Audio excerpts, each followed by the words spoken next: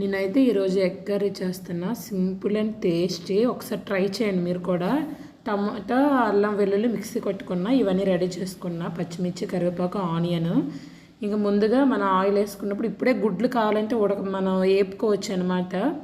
But నేనైతే పక్కన విడిగా వేపుతున్నా. ఇదైతే ఆవాలు జీలకర్ర నేనైతే యూజ్ చేయను. ఇంకా మనం పచ్చిమిర్చి, కరివేపాకు, ఆనియన్స్ బాగా దోరగా వేగేంత వరకు కూడా వెయిట్ చేయాలి. కొంచెం ఇది బ్రౌన్ కలర్లోకి వచ్చాక అప్పుడు మనం మిక్సీ కొట్టిన పేస్ట్ చేసుకోవాలి.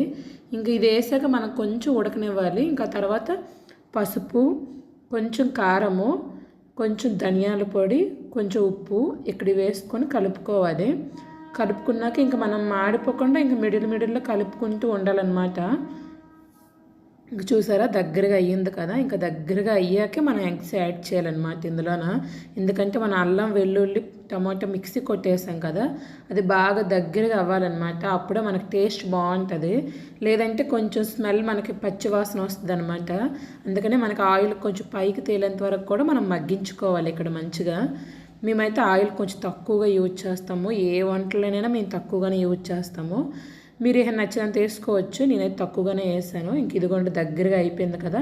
ఇంకా కర్రీ సపరేట్ అయిపోయింది కాబట్టి ఇప్పుడు ఇంకా ఎగ్స్ వేసుకొని కొంచెం వాటర్ వేసుకోవాలి. ఇంకా వాటర్ వేసుకున్నాక మనం ఇంకా లిడ్ పెట్టేసుకొని బాగా మగ్గించుకోవాలన్నమాట. దగ్గరగా వాటర్ ఎక్కువ ఉండకుండా కొంచెం దగ్గర మగ్గించుకోవాలి కర్రీ అయితే మనం ఇప్పుడే కొంచెం ఉప్పు చూసుకొని వేసుకోవాలన్నమాట. ఇంకొంచెం ఏమైనా తక్కువ అయితే ఇప్పుడే యూజ్ చేసుకోవచ్చు. ఆ ఉప్పు అయితే వేయచ్చు.